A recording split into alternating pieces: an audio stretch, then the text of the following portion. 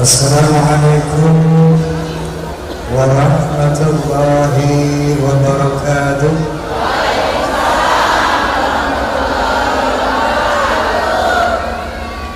Bismillahirrahmanirrahim. Alhamdulillahilladzi hadan nasa ila ayatin thayyibatin fid dunya wal akhirati bisyari'atil Islam. Asyhadu an la ilaha illallah wahdahu la syarika lah dzul jalali wal ikram wa asyhadu anna sayyidana wa nabiyyana Muhammadan abduhu wa rasuluh sayyidul a'rab wal ajam fa sallallahu ala sayyidina Muhammad wa ala alihi wa sahbihi wasallam, amma ba'd. Yang saya hormati Sahibul Bait Sayyidul Haja Bapak Dr. Andes Haji Firman beserta keluarga, al-mukarramun, para alim yang ulama, termasuk PRT Bupati kita Bapak Kiai Haji Ahmad Marzuki, kemudian Kaurim internasional kita Bapak Kiai Haji Agus Burhanuddin, kemudian Ketua DPRD Bekasi Bapak Muhammad Nur, teman-teman dari Forum Silaturahmi Takbir Masjid dan Mushola Indonesia, Fahmi Tamami yang saya hormati, dan saya mau tanya, di sini ada fans Roma Irama, ada fans Soneta, fans of Roma and Soneta, itu disingkat Forsa. Forsa itu ada dua golongan, ada Forsa struktural yang berseragam dan ber-KTA, ada juga Forsa yang non struktural, tidak terorganize, tapi insya Allah di mata saya semua sama, Anda adalah fans Roma and Soneta. Kalau saya bilang Forsa, bisa bilang keren, bisa Forsa, Forsa. Alhamdulillah. Sekian lama engkau menunggu untuk kedatanganku. Betul. Bukankah aku telah berjanji kita jumpa di sini, ku datang.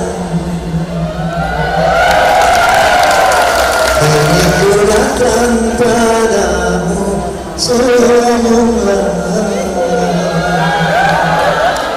sambutlah kedatanganku.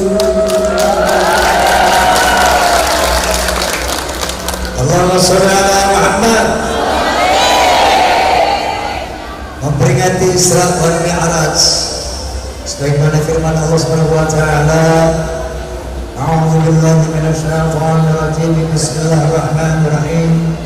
Subhanalladzi asra bi 'abdihi lailan minal masjidil haram ila al masjidil aqsa alladzi barakna hawlahu linuriyahu min ayatina innahu huwas samiul basir. Shadaqallahul azim.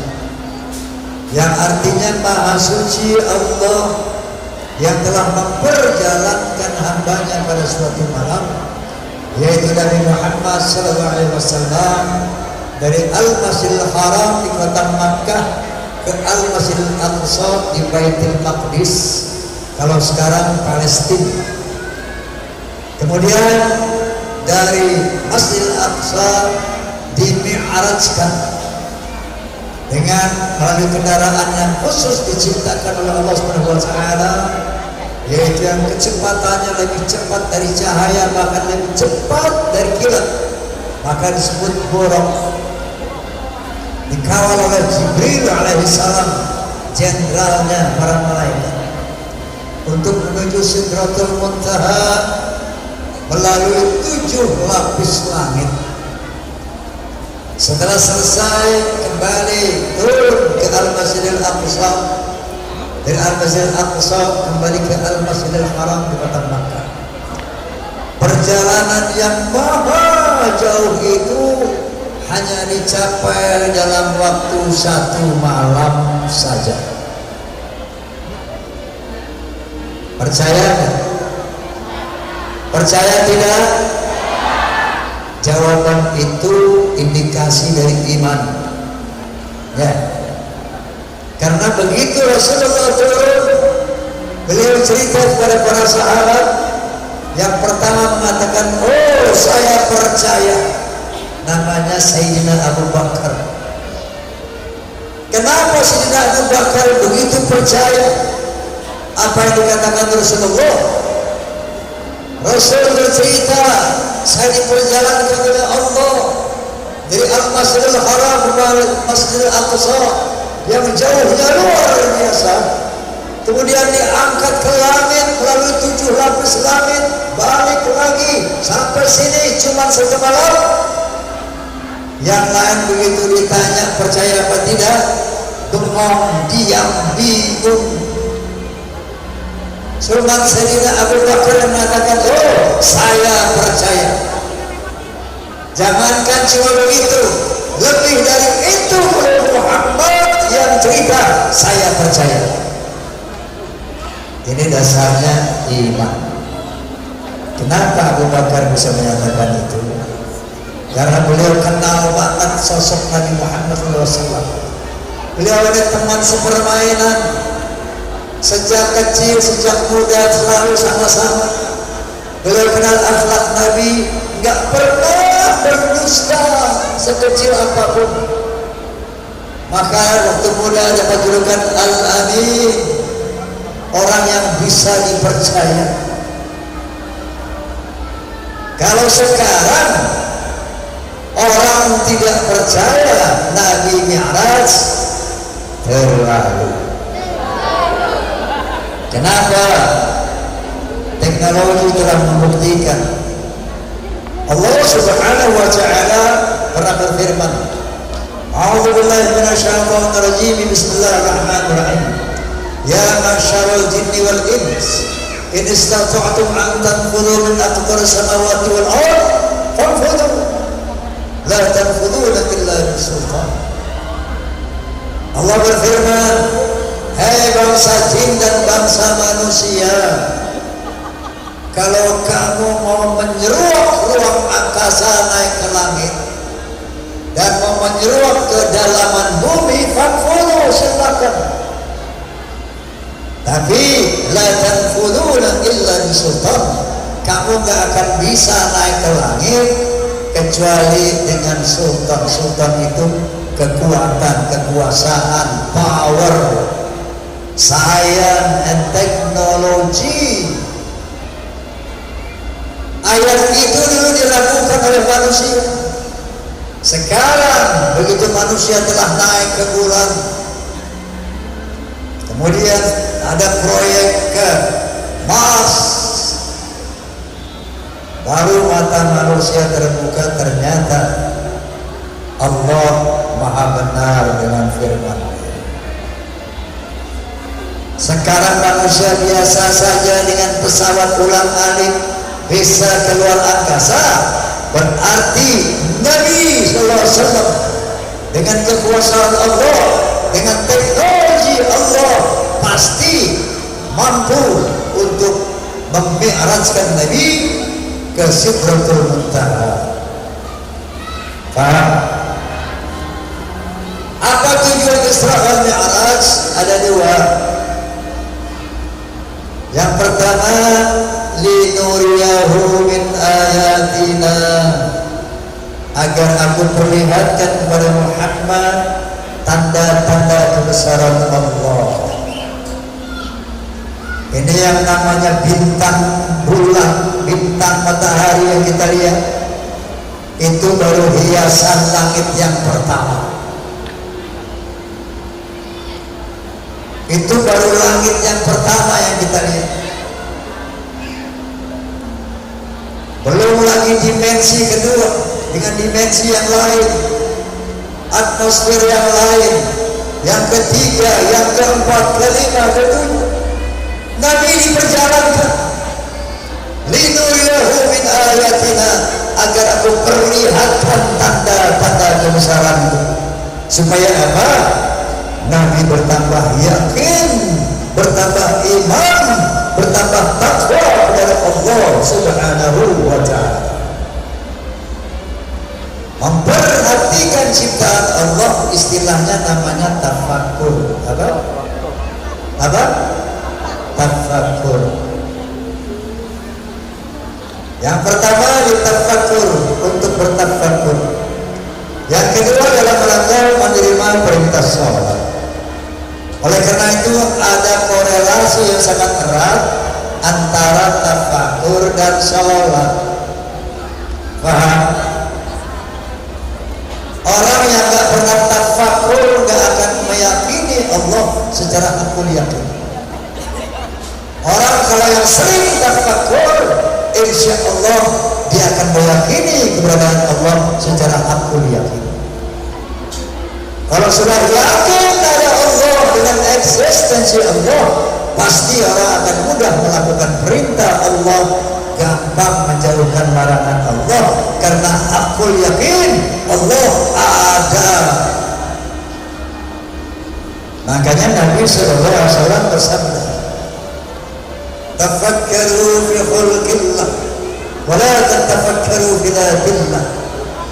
Pikirkanlah ciptaan Allah, jangan memikirkan zat Allah. Kalau mau kenal Allah, jangan pengen melihat fisiknya. La tudrikuhul absar. Allah tak bisa dipandang oleh mata kalau sekarang di dunia ini. Pandangan kita sangat terbatas untuk bisa melihat Allah. Wa huwal latiful khabir. Allah maha halus. Allah nurun ala nur, cahaya di atas cahaya, gak mungkin bisa dipandang. Jadi untuk meyakini keberadaan Allah sekarang di dunia, bukan dengan cara pengen melihat fisiknya, gak mungkin. Tapi perhatikanlah ciptaannya, itu yang dinamakan tafakkur. Makanya kata Nabi sallallahu alaihi wasallam, tafakkaru fi khalqillah wa la tatafakkaru fi dhatillah. Perhatikan, pikirkan ciptaan Allah, nanti kamu yakin bahwa Allah itu ada. Paham? Paham? Bahwa manusia kepingin melihat Allah, wajar, manusiawi. Dulu ada seorang Nabi Musa namanya, alaihissalam, kepingin melihat Allah. Sejarah ini diabadikan oleh Allah dalam Al-Quranul Karim. A'udzu billahi minasyaitonir rajim. Bismillahirrahmanirrahim. Falamma jaa'a Musa limiqatina wa kallamahu rabbuh. Qala rabbi arini anzur ilaika. Ketika Nabi Musa datang ke satu tempat yang telah ditentukan oleh Allah, wa kallamahu rabbuh, maka berkata-kata dengan Tuhannya. Ngobrol Nabi Musa sama Allah. Qala rabbi arini anzur ilaika. Kata Nabi Musa, ya Allah, perlihatkan dong dirimu, aku pengen melihat engkau. Arini anzur ilaika, perlihatkan dirimu ya Allah, aku pengen melihat Allah. Qala lan tarani, kata Allah, Musa, kamu gak bisa bisa melihat aku. Walakin zuri ilal jabali fa in istaqarra makanahu fasawfa taran. Tapi baik Musa, coba kamu lihat gunung batu di sebelahmu. Aku akan perlihatkan diriku kepada gunung batu yang tinggi menjulang itu. Seandainya gunung batu yang tinggi kokoh itu masih ada pada tempatnya setelah aku perlihatkan diriku, maka boleh jadi kamu juga bisa melihat aku, wahai Musa. Falamma tajalla rabbuhu lil jabali ja'alahu dakkan wa harra Musa sadiqan. Begitu Allah memperlihatkan dirinya kepada gunung batu tadi, maka gunung yang tinggi kokoh menjulang itu hancur lebur rata dengan tanah. Wa kharra Musa sadiqan. Dan Nabi Musa jatuh pingsan melihat kehebatan Allah Subhanahu wa ta'ala. Falamma afaqa qala subhanahu tubtu ilaika wa ana awwalul mu'minin. Begitu Nabi Musa sadar dari pingsannya, Maha suci Engkau ya Allah, hebat Engkau ya Allah. Gunung batu yang begitu tinggi hancur melihat dirimu. Nurun ala nur. Kenapa gunung batu hancur? Karena Allah itu cahaya di atas cahaya, makanya nggak bisa dilihat. Tahu matahari? Bisa lihat matahari kan? Kita nggak mampu melihat matahari, cahayanya begitu dahsyat. Apatah lagi Allah yang menciptakan matahari, Masya Allah. Makanya kata Allah, di dunia kamu nggak bisa melihat Allah, nanti di akhirat insya Allah kamu akan bisa melihat dengan izin Allah Subhanahu. Sekarang untuk meyakini kepada kata Allah, cukup perhatikan ciptaannya, namanya tafakkur. Makanya banyak sekali ayat Allah Subhanahu wa ta'ala dalam Al-Qur'anul Karim yang mengajak manusia untuk bertafakkur. Salah satu, a'udzubillahi minasyaitonir rajim, bismillahirrahmanirrahim. Inna fi khalqis samawati wal ardh wa ikhtilafil laili wan nahar wal fulki allati tajri fil bahri bima yanfa'un nas wa ma anzalallahu minas samai min ma'in فأحيا به الأرض بعد موتها وبث فيها من كل دابة وتصريف الرياح وسحاب المسخر بين السماء والأرض لآيات لقوم يعقلون. صدق الله العظيم. Sesungguhnya pada penciptaan langit, perhatikan langit, dan pada penciptaan bumi, perhatikan apa yang ada di bumi. Dan pergantian malam dan siang, sekarang malam, besok siang, besok siang, malam siang, malam siang, terus berganti secara teratur. Diturunkannya air dari langit, dengan air itu dihidupkan bumi yang mati, kemudian menumbuhkan berbagai aneka pohon tanaman yang bermanfaat untuk kita. Bisanya kapal-kapal berlayar di lautan dengan membawa hal-hal yang bermanfaat buat manusia. Terjadinya pergeseran awan dan angin di antara langit dan bumi itu bukti bagi Allah ada bagi orang yang berakal. Sudah yakin ada Allah? Sudah yakin? Kita kerucutkan lagi tafakkur kita. Allah mengajak kita memperhatikan tanaman. Ada tanaman nggak sih? Itu ada pohon apa tuh? Haji Firman tuh pohon apa tuh? Pohon mangga. Tuh pohon mangga. Apa kata Allah?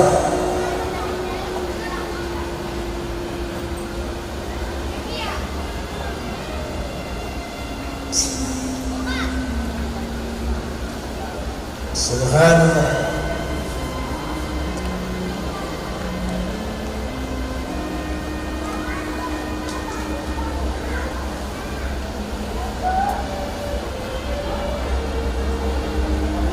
Allah memperhatikan tanaman.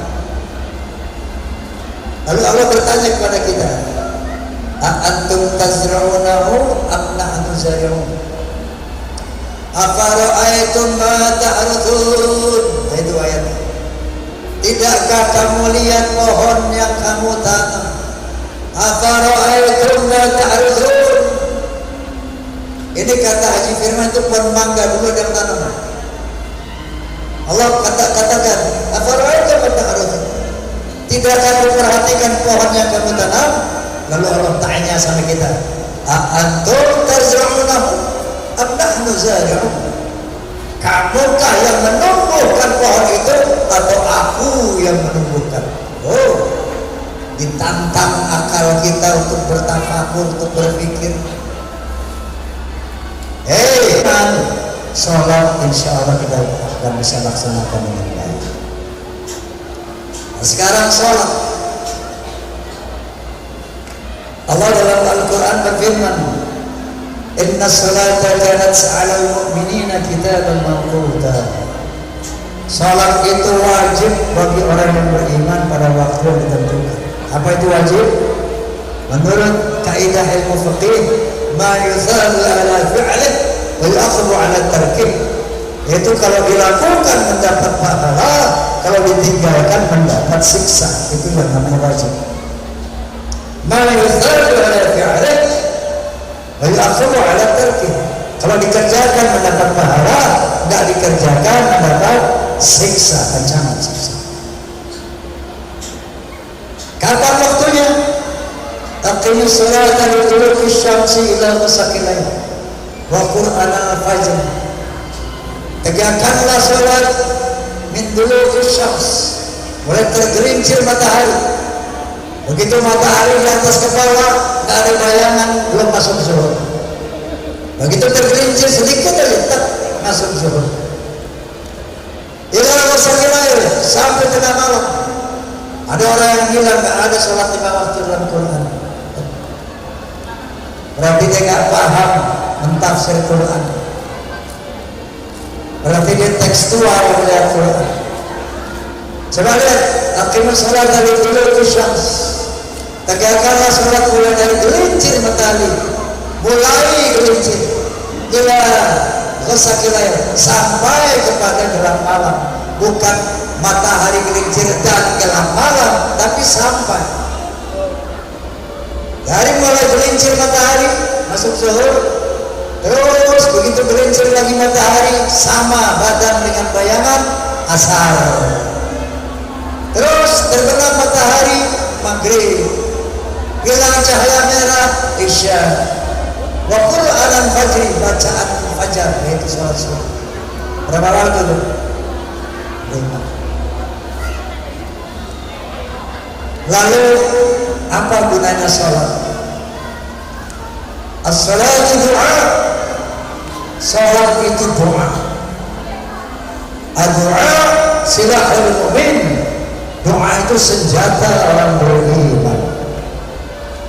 Baru saya kasih tahu, orang kalau kagak sholat, kalau nggak sholat, setinggi apapun jabatannya, sekaya apapun hartanya, terpelantang-pelanting dia hidup di dunia,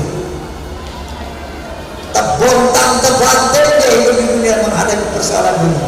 Orang yang gak sholat, sepintar apapun, setinggi apapun jabatannya, sekaya apapun, kalau gak sholat, dia dipelintir oleh kehidupan dunia. Gak akan bisa happy, gak akan bisa bahagia, gak akan bisa tenang. Kenapa? Dia tidak punya senjata untuk hidup di dunia, apalagi nanti di akhirat. Kenapa sholat itu senjata? As-salat doa. Doa itu muhul ibadah.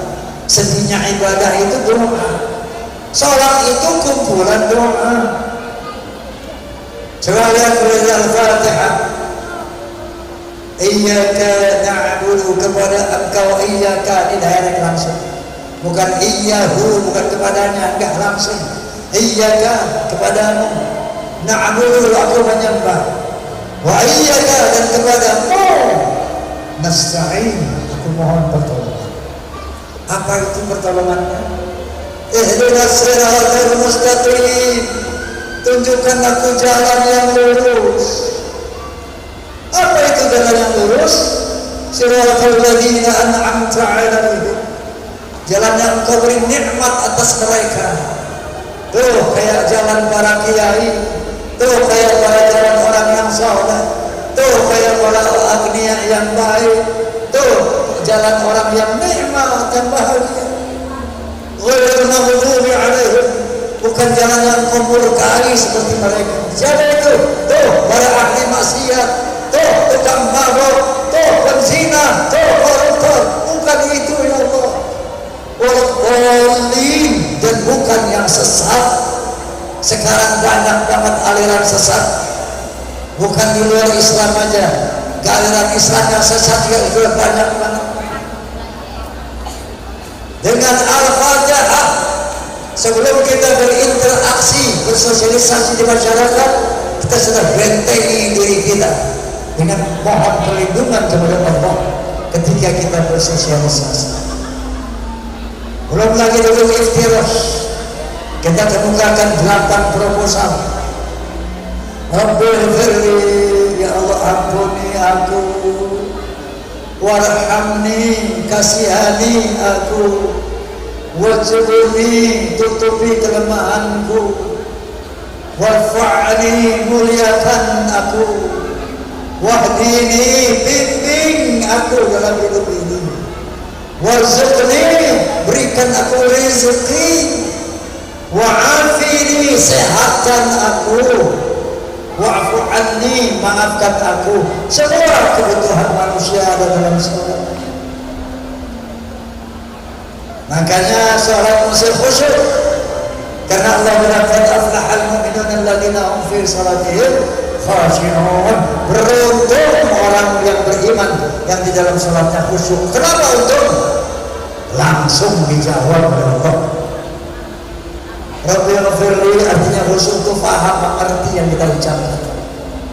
Rabbil firli, ya Allah ampuni aku. Allah jawab, aku ampuni. Warhamni, kasihani aku kasihani, boleh, beres. Warzuqni, aku berikan rezeki. Oh, Masya Allah, Masya Allah. Wa qala rabbukum ud'uni astajib lakum.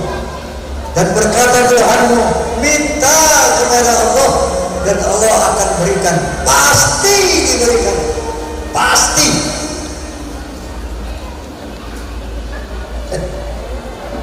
Percaya nggak? Buktikan. Coba salat khusyuk, minta sama Allah dengan khusyuk. Makanya Allah bilang, wasta'inu bis-sabri was-salah. Mohonlah kepadaku, mintalah kepadaku dengan sabar dan sholat. Sabar dan sholat. Kita minta waktu sholat zuhur belum dapat kali, nanti asar. Asar belum dikabulin juga kali, nanti maghrib. Tapi sholat itu doa, dan harus dikombin dengan sabar. Begitu Allah mendidik kita. Apapun yang kita minta pasti dikasih, pasti dikasih Allah. Innallaha la yukhliqul mi'ad.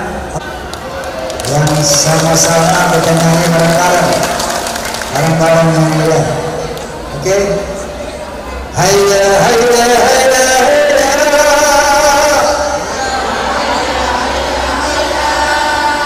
Hayya hayya hayya hayya.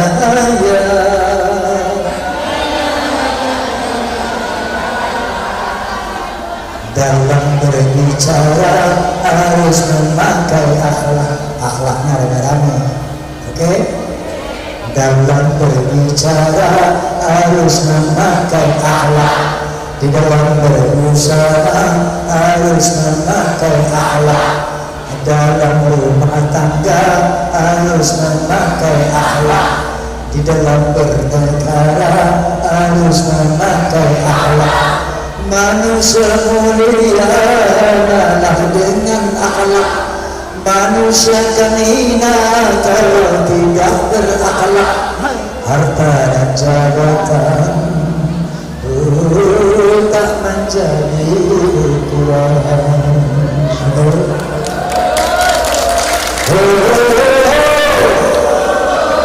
Nah, kompak loh.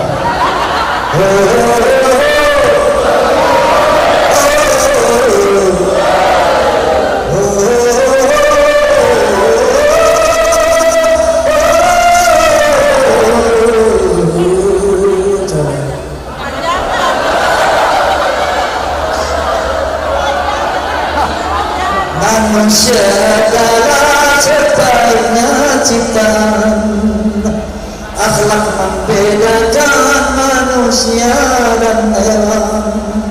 Karena hewan tidak punya keimanan dan punya pemikiran. Hidup bebas tidak terikat oleh hukum dan juga peraturan.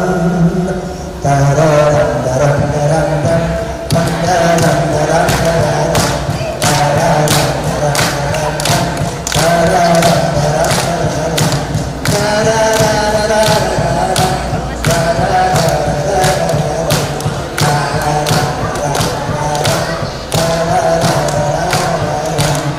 dalam pergaulan harus memakai akhlak, di dalam persaingan harus memakai akhlak, dalam perjuangan harus memakai akhlak, dalam pemerintahan harus memakai akhlak. Kehidupan indah hanyalah dengan damai dan sentosa adalah dengan akhlak. Kalau tak berakhlak,